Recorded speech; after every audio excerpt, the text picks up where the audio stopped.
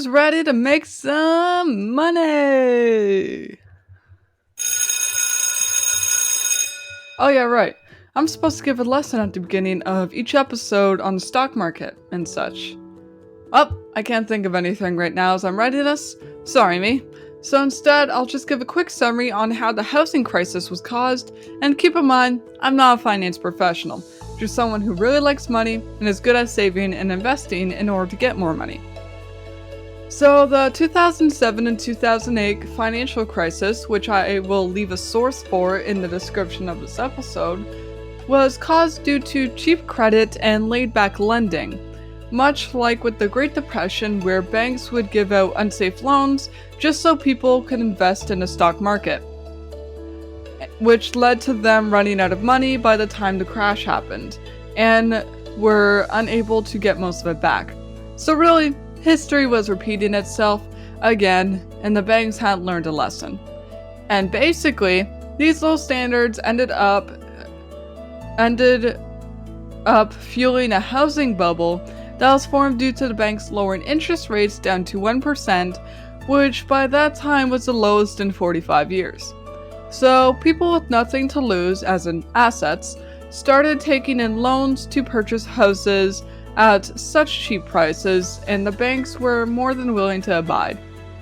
Well, due to the rise in demand, prices and interest rose as well, skyrocketing the prices of homes, and these people with no assets were unable to pay the rising interest rates and had to either default or go bankrupt, which led to the banks losing a ton of money and having to take away people's homes. And so, the government introduced the National Economic Stabilization Act of 2008, known as a bailout package, which included around $700 billion to buy the assets from people going bankrupt, due to these people no longer having homes they can't afford. A few ended up being saved from bankruptcy, and others were given a chance to lower their debts. So basically, if you view it as a bubble, then it first was created due to people buying homes due to low interest rates, then it grew with low standard loans and poor credits being accepted, then it came close to bursting due to the rise of interest rates, and finally, it burst as people began going bankrupt and defaulting left, right, and center. So that raises the question, what about now? It costs over $2 million for a shack in Toronto, and despite it being recommended that maximum 30% of your monthly income and 2.5% of your yearly income be used on rent, practically everyone is spending far above that point, meaning we are in a housing crisis. However, it's already bursting, as some financial sources are saying. We are not at a point to be able to easily see the difference, and the prices of homes won't drop down to where they were when our grandparents were first buying, as in like a nickel and a gumdrop. But it is expected that they will still be lower by over 10% by the time all of the bubbles have burst. Just remember to keep on saving, don't buy anything you can't afford, if you can't afford 10 of it, and invest intelligently. That's the rule I live by. Don't buy anything you can't afford if you can't... Don't buy anything if you can't afford 10 of it. So now for the update. So let me just quickly load up the sites, because once again, I forgot to do that beforehand. The stocks were doing really well yesterday, especially on Questrade. So the stock market isn't quite closed yet, but it should be in a few hours, which was when I was planning on recording the episode, but I just want to get like all of it out. And so here is I gotta make sure it's all up. Good. And so here is my Questrade account and how it's doing. So currently we are at 36.06 on cash. I don't remember how much it was last quarter. I did have a few dividends come in though. And right now total equity is at 1,139.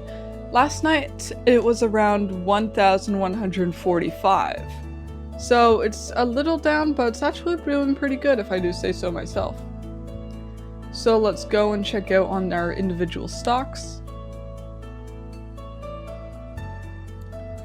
So yeah, upcoming events, Waste Management is releasing their earnings today.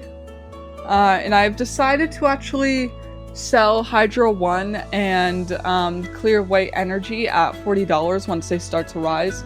Hydro One has been healing a little bit, but Clear White Energy has dropped a ton. So I have to wait a little while for it to heal. It's probably going to be like around a year till they, maybe even more than that, till they manage to reach the $40 point. So let's see our positions. So yeah, right now Vanguard. Vanguard had a huge jump. Like if you remember the last update, Vanguard was like a little high, but Vanguard absolutely jumped up randomly. And yeah, Waste Management is up a little bit as well by a little over $5.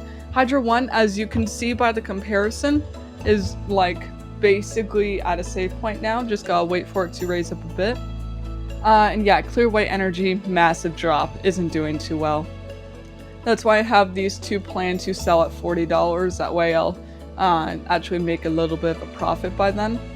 But I am actually planning on keeping Vanguard in Waste Management for a while because dividends are really good and it looks like actually the stocks are doing pretty amazing themselves. So I'd rather actually hold on to them as they continue to grow and then continue to buy more if I ever see like there's a slight lull in how they're doing. Yep, I believe that is it. Yeah. So yeah. Buying power, yada yada, looks good. And now on to Wealthsimple. So far I have invested $640.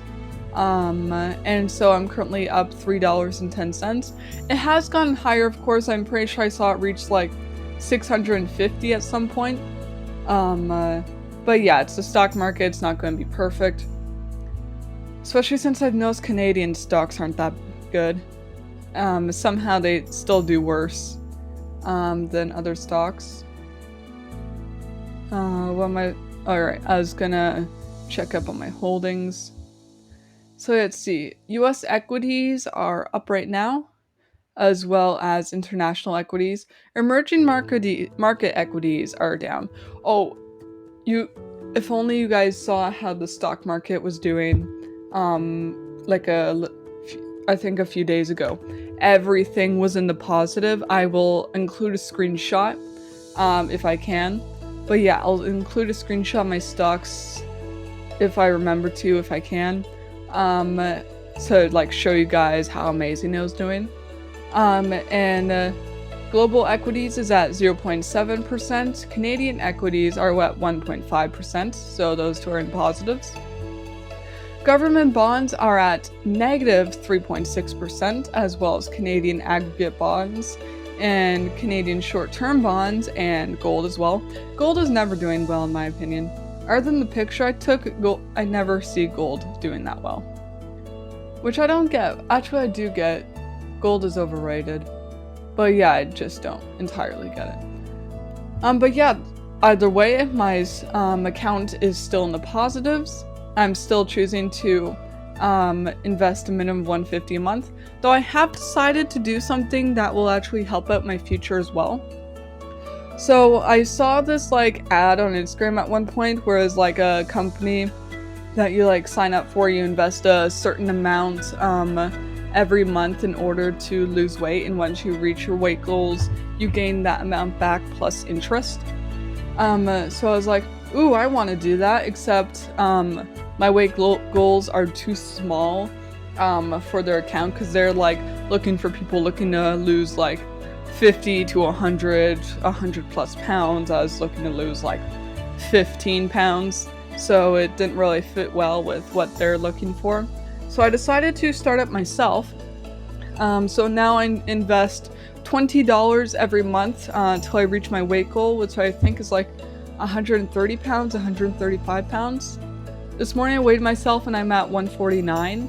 Like, my goal at the beginning of this month was just to reach 145 by August 1st. But I'm not doing too well with that. I have to try harder and all that, I know that.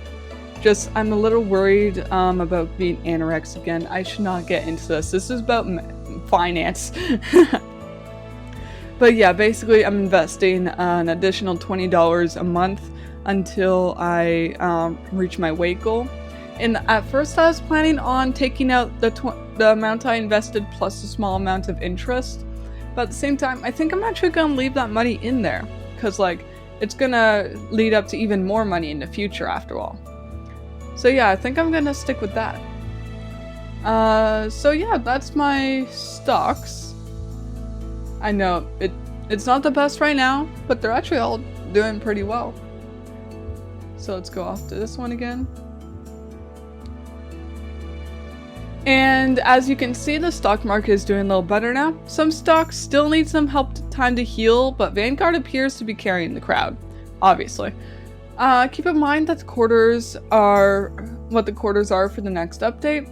So quarter 1, January, February, March, quarter 2, April, May, June, quarter 3, July, August, September, and quarter 4, October, November, December. So make sure to keep an eye out.